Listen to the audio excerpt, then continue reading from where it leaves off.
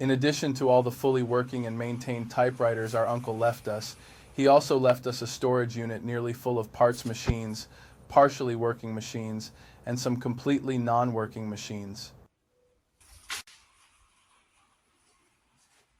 Some have even turned out to be relatively easy fixes.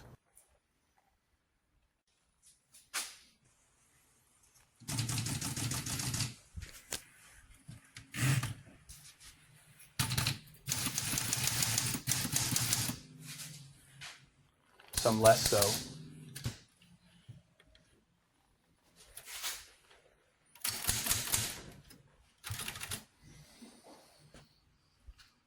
But for now, I'm going to have to put those on the back burner until I get better acquainted with these tool sets my uncle left.